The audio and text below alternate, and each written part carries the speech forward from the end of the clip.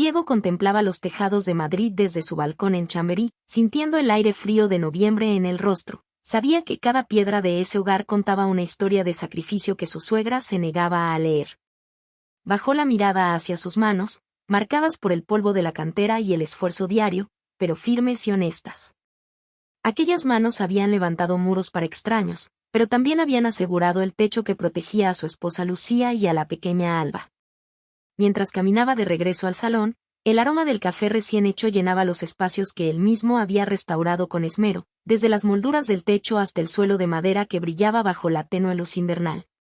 Era su santuario, un pedazo de Madrid ganado con sudor y ahorro, comprado años antes de que el compromiso matrimonial uniera su destino al de Lucía. Al salir de casa aquella mañana hacia su puesto como gerente en la obra, Diego se cruzó con Paco, el portero del edificio. Paco, un hombre que entendía el valor del trabajo, siempre lo saludaba con una inclinación de cabeza llena de respeto. «Buenos días, Diego». «Otro día de frío, comentó el anciano. Diego asintió con una sonrisa y, como era su costumbre, dejó una pequeña propina en el bote de Paco antes de partir, un gesto de cortesía que en el barrio de Chamberí todavía significaba algo. Paco sabía lo que la suegra de Diego prefería ignorar, que aquel hombre de ascendencia africana, con su chaleco reflectante y sus botas de seguridad, era el propietario más digno que el edificio había tenido en décadas. Sin embargo, el destino quiso que Diego regresara temprano esa tarde debido a una avería técnica en la construcción de la Castellana. Al entrar, la atmósfera en el hogar se sentía cargada. Lucía estaba en el pasillo terminando de preparar la bolsa de la bebé, evitando el contacto visual. «Voy al pediatra con Alba, Diego. Mi madre, doña Beatriz, me dijo que pasaría por aquí para revisar unas cosas», dijo ella con una voz que delataba una ansiedad profunda.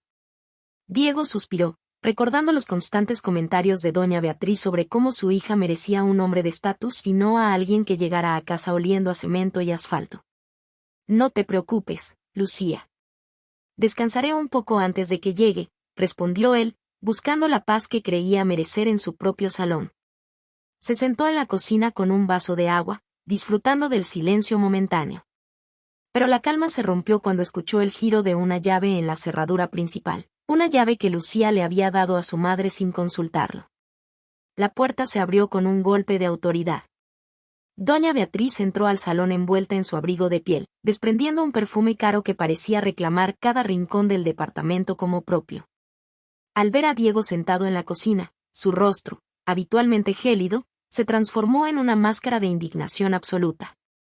Para ella, él no era el dueño legítimo, era un intruso que manchaba la propiedad que, según sus prejuicios, solo su hija podía haber adquirido con el linaje familiar.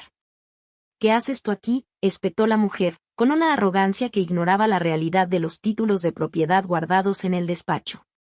Diego se puso de pie, manteniendo la dignidad de quien no tiene nada que ocultar. «Esta la mi casa, doña Beatriz. Y hoy he terminado mi jornada antes». La risa de la mujer fue aguda y cargada de un veneno que no aceptaba razones. En su mente, era imposible que un hombre de la construcción fuera el señor de un inmueble en Chamberí. Sin mediar palabra de saludo, Beatriz saca su teléfono móvil y, con voz temblorosa, solicita una patrulla de policía para denunciar a un intruso peligroso. Si este relato sobre la integridad de Diego ha resonado en su corazón, le invito a que nos deje el número 8 en los comentarios. Es nuestra forma de saber que usted nos acompaña en esta reflexión sobre la verdad. En Historia Familiar, su presencia es el cimiento que nos permite seguir compartiendo historias que inspiran y nos unen. Si aún no forma parte de nuestra comunidad, suscríbase y active la campana de notificaciones para no perderse ni un solo capítulo de esta travesía emocional. Su apoyo es el motor de nuestro contenido. Y ahora, manténgase cerca, porque la verdad está a punto de enfrentar su prueba más difícil. Continuemos. El eco de las sirenas en la calle Ponzano rompió la paz de la tarde, anunciando que la mentira que Lucía había alimentado por 3 años estaba a punto de estallar. Doña Beatriz se asomó al balcón, señalando hacia abajo con un gesto triunfal, como si estuviera guiando a un batallón hacia el frente de batalla para rescatar lo que ella creía suyo. Diego, impasible en medio del salón, se cruzó de brazos y respiró hondo. En su mente resonaba la voz de su hermano Mateo, quien durante una cena familiar en el viejo mesón del segoviano le había advertido con seriedad: «Diego, ten cuidado». Esos pequeños silencios de Lucía y esas medias verdades que le cuenta a su madre para evitar conflictos, terminarán convirtiéndose en muros que no podrá saltar. Aquella tarde de noviembre, Diego comprendió que el muro estaba cayendo finalmente sobre él. Los pasos pesados de los oficiales de la Policía Nacional subiendo las escaleras de mármol retumbaron en el rellano, rompiendo el silencio sepulcral del edificio. Al entrar al salón, la luz ámbar de las lámparas de cristal, que Diego mismo había instalado con cuidado, resaltaba el contraste brutal de la escena. Por un lado, doña Beatriz, envuelta en sus sedas impecables y destilando una indignación aristocrática. Por el otro, Diego, con sus pantalones de trabajo reforzados y las botas que aún conservaban el rastro del hormigón de la obra donde había pasado las últimas 10 horas. «Y gracias a Dios que han llegado», exclamó Beatriz, fingiendo un temblor en las manos mientras se refugiaba detrás del oficial más joven. «Este hombre ha forzado la entrada de mi propiedad. Este departamento fue un regalo de mi familia para mi hija Lucía, y él es un simple peón que se ha aprovechado de su nobleza para vivir aquí como un parásito. Es un intruso peligroso, por favor, deténganlo». El oficial García, un joven de mirada severa y poca experiencia, miró a Diego de arriba abajo, juzgando inconscientemente su ropa desgastada y sus manos callosas por la labor diaria. Sin embargo, el oficial veterano Sánchez, cuyos ojos habían visto 1000 dramas domésticos en las calles de Madrid, se detuvo a observar las fotos familiares sobre la chimenea y el pulcro orden con el que Diego mantenía el hogar. Diego no levantó la voz ni perdió los estribos, manteniendo la dignidad de quien sabe que la verdad no necesita gritos. «Oficial, entiendo que deben hacer su trabajo por la llamada de esta señora», dijo dirigiéndose a Sánchez con un tono pausado y respetuoso. «Pero ella está profundamente confundida. Si me permiten un momento, podemos pasar a mi despacho privado para que vean la verdad de papel que guardo allí». Beatriz soltó una carcajada amarga y seca, convencida de que Diego estaba acorralado y solo intentaba ganar tiempo. Para ella, la victoria era inminente. La expulsión del constructor de su linaje imaginario estaba a solo un paso de concretarse frente a la ley. Diego caminó con paso firme hacia la habitación que servía de estudio, un espacio lleno de planos de ingeniería y el aroma a madera de roble que tanto le recordaba sus primeros años de esfuerzo. Los oficiales lo siguieron de cerca, mientras Beatriz caminaba detrás con paso altivo, ya saboreando el momento en que lo vería salir esposado del edificio. Diego sacó la llave de su escritorio y abrió el cajón secreto donde siempre reposaba la carpeta roja con los documentos originales de la compra en 2020. A pesar de la seguridad que sentía, una pequeña punzada de inquietud le recorrió el estómago al notar que el orden de los folios no era exactamente el que él recordaba haber dejado la noche anterior. El oficial Sánchez lee el nombre del propietario en voz alta, pero justo en ese instante, el teléfono de Diego vibra con un mensaje urgente del Banco Central. «Señora, este hombre no es un intruso, es el dueño absoluto de cada centímetro de este suelo», sentenció el oficial Sánchez, mientras el mundo de cristal de Beatriz se hacía añicos en medio del silencio del despacho. La mujer retrocedió un paso, buscando apoyo en la estantería de planos de Diego, con el rostro perdiendo cada gota de color hasta quedar tan pálido como el papel de los documentos. El oficial Sánchez, con la experiencia de quien sabe distinguir la verdad de la soberbia, extendió el folio sellado donde figuraba el nombre de Daniel James Diego Morrison como único propietario desde septiembre de 2020. 3 años antes de que su matrimonio con Lucía fuera siquiera un proyecto. El aire en la habitación parecía haberse vuelto escaso. Diego observó a su suegra, sintiendo una mezcla de alivio y una tristeza punzante. No era la victoria lo que sentía, sino el peso de una realidad que su esposa había ocultado para alimentar el orgullo de una madre implacable. Beatriz, recuperando el aliento tras el choque inicial, intentó balbucear una última defensa. Esto tiene que ser un error, una de sus trampas de constructor. Mi hija me juró que ella compró esta casa con la herencia de su abuela. Diego, sin decir palabra, activó el altavoz de su teléfono y marcó a Lucía, quien finalmente contestó con la voz quebrada por los sollozos, confesando frente a la policía y a su propia madre que solo dejó que lo creyeran para evitar los constantes juicios sobre su elección de casarse con alguien que no pertenecía a su círculo social. En ese instante de confesión desgarradora, el teléfono de Diego volvió a vibrar. Era la llamada que el oficial Sánchez había presagiado, el Banco Central de Madrid. Un agente con voz monótona pero firme preguntó por una solicitud de refinanciamiento y un intento de agregar un segundo nombre al título de propiedad mediante un poder notarial que Diego nunca había firmado. El oficial Sánchez frunció el ceño al escuchar los detalles. Ya no se trataba solo de un malentendido familiar, sino de un posible fraude financiero ejecutado bajo su propio techo. Diego sintió que el suelo que él mismo había pulido se abría bajo sus pies al comprender que Lucía no solo había callado, sino que había intentado arrebatarle legalmente el único refugio que le quedaba. La mirada de Diego se tornó sombría, cargada de una decepción que ninguna disculpa podría borrar de inmediato. La lluvia de noviembre comenzó a golpear los cristales del balcón de Chamberí, subrayando la soledad del hombre que, habiendo construido todo con integridad, ahora veía los cimientos de su matrimonio reducidos a escombros por la ambición de quienes decía amar. Beatriz permanecía en una esquina, atrapada entre su propia vergüenza y la incredulidad ante la traición de su propia hija, mientras los oficiales esperaban una señal de Diego para proceder o retirarse. Diego mira a Beatriz y a la puerta, pronunciando las palabras que cambiarán todo: necesito que ambas se marchen de mi casa ahora mismo. Si ver la verdad salir a la luz en este momento le ha conmovido tanto como a nosotros, le pido que escriba el número 3 en los comentarios. Es nuestra señal para saber que usted sigue aquí, valorando cada detalle de esta historia de integridad. En Historia Familiar, nos dedicamos a traer relatos que, más allá de entretener, buscan inspirar y fortalecer los lazos de nuestra comunidad. Si aún no lo ha hecho, le animo a suscribirse y activar la campanita. Así, nunca se perderá un capítulo de estas vidas que tanto nos enseñan. Su apoyo es el cimiento de nuestro trabajo.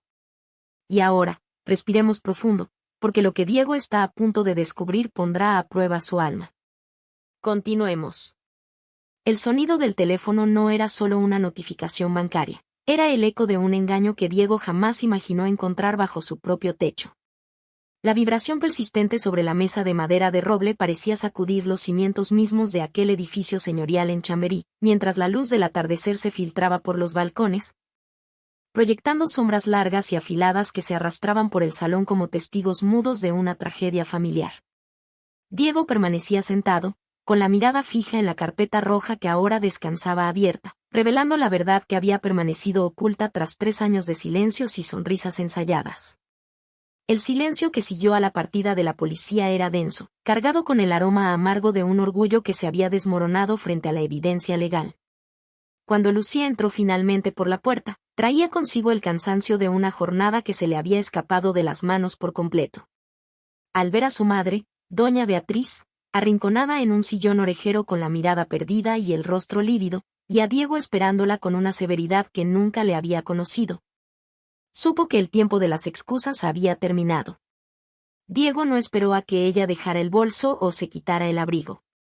Con una voz fría y pausada, que ocultaba un dolor profundo, le relató la llamada que acababa de recibir del banco. Una consulta detallada sobre un refinanciamiento que él jamás había solicitado y un intento deliberado de alterar el título de propiedad de la vivienda mediante documentos que él nunca había autorizado ni firmado. Lucía intentó, en un primer momento, balbucear que lo había hecho por el bien de la familia, que quería que el hogar se sintiera realmente compartido ante los ojos de los demás. Pero Diego la interrumpió con una verdad que dolió más que cualquier grito. Le recordó que él había trabajado 60 horas a la semana, ahorrando cada céntimo mucho antes de que ella apareciera en su vida, para construir palmo a palmo el refugio que ahora ella intentaba arrebatarle legalmente para alimentar una farsa. Doña Beatriz, en un último y desesperado arranque de soberbia, intentó defender a su hija acusando a Diego de ser un controlador. Pero su voz se apagó definitivamente cuando Diego mencionó que el banco disponía de pruebas claras sobre la suplantación de identidad. El golpe final, sin embargo, fue el más devastador para el corazón del constructor.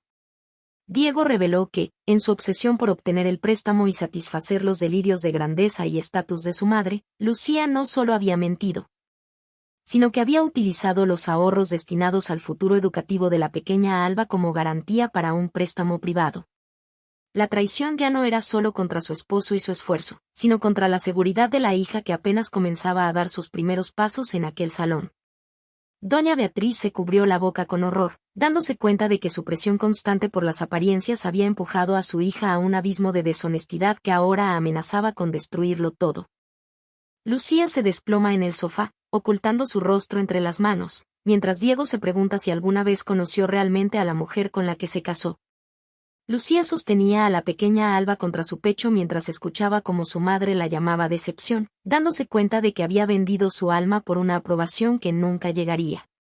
En la cocina de aquel hogar en Chamberí, donde la luz fluorescente parpadeaba sobre el mármol que Diego había pulido con sus propias manos, el silencio se sentía como un peso físico.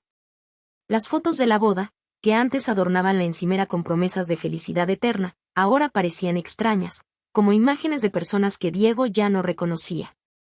Recordó entonces las palabras del oficial Sánchez sobre la importancia de proteger aquello que uno ha ganado con trabajo digno y honradez. Él había protegido esa casa.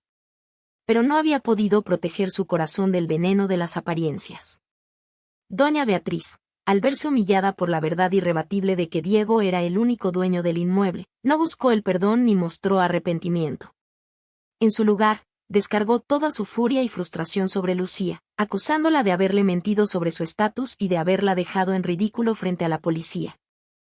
¿Cómo te atreviste a hacerme creer que tenías éxito, cuando no eres más que la mujer de un peón?, gritó la mujer, ignorando por completo el dolor de su propia hija.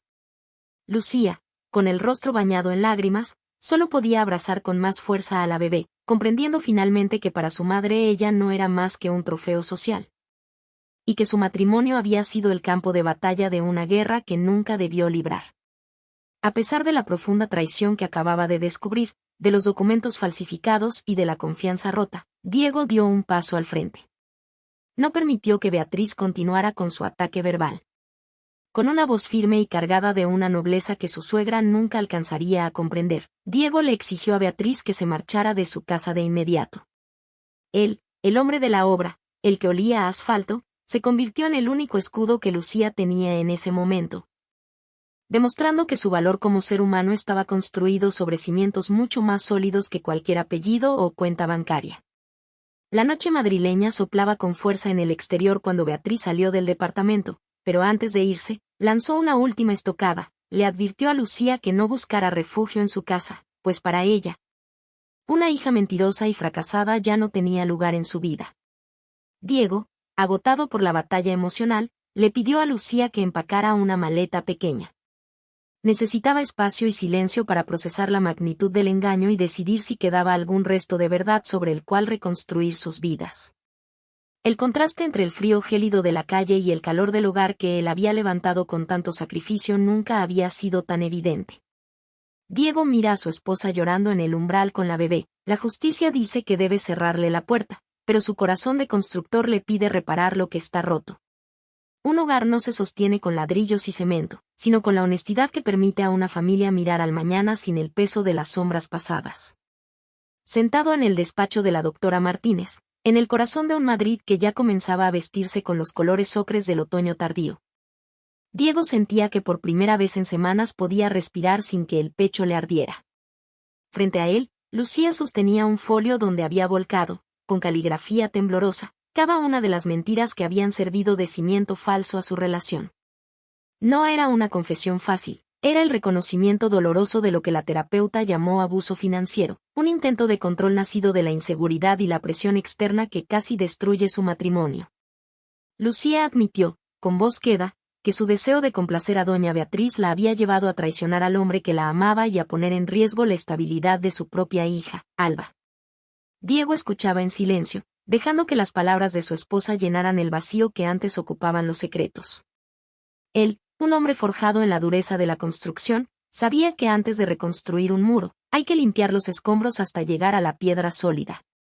Sus condiciones para la reconciliación fueron claras y firmes, nacidas no del rencor, sino de la necesidad de establecer un respeto mutuo.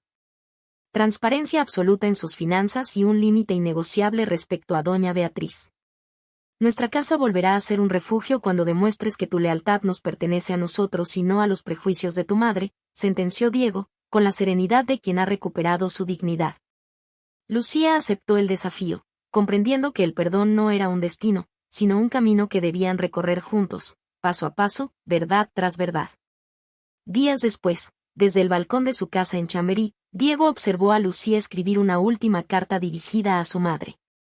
No era una misiva de súplica, sino una declaración de límites necesaria para la supervivencia de su familia. En ella, Lucía le decía a Beatriz que no volvería a cruzar el umbral de aquel hogar hasta que la mujer reconociera la valía de Diego como hombre y como proveedor, y pidiera perdón por el daño causado con su soberbia. Al sellar aquel sobre, Lucía no solo cerraba un capítulo de manipulación materna, sino que elegía finalmente su matrimonio y su propia identidad por encima de una aprobación social que siempre le había resultado tóxica. Diego sintió entonces que la sombra de la suegra finalmente se disipaba de las paredes del salón, dejando que la luz de noviembre iluminara los espacios que el engaño había oscurecido durante 3 largos años. 6 meses transcurrieron y el aire de Madrid se volvió dulce con el final de la primavera. Mientras caminaban por el Parque del Retiro, observando a Alba intentar dar sus primeros pasos sobre la hierba fresca cerca del Palacio de Cristal, Diego sintió que la confianza era como esas plantas de crecimiento lento que él tanto cuidaba en su balcón, frágil al principio, pero con raíces que, al ser bien nutridas por la honestidad, podían volverse indestructibles. La terapia había sido un proceso amargo pero sanador, y aunque las cicatrices del descubrimiento de la traición permanecían, ya no dolían con la misma intensidad. Diego miraba a su esposa y ya no veía a la mujer que temía la decepción ajena, sino a una compañera que había aprendido a valorar el sudor, la integridad y el sacrificio real del hombre que tenía a su lado. Al regresar a Chamberí, Diego se detuvo frente a la puerta de su departamento y pasó la mano por la madera sólida, la misma que había defendido frente a la injusticia del prejuicio. Miró a Lucía, quien sostenía a Alba con una sonrisa genuina, libre por fin del peso de las máscaras sociales que su madre le había impuesto. Sabía que su casa seguía firme y fuerte, no solo por la calidad del cemento y los ladrillos que él mismo había supervisado, sino por la pureza de la verdad que ahora habitaba en cada habitación. Diego toma la mano de Lucía y entran juntos a su hogar, la verdad ha vuelto a casa para quedarse.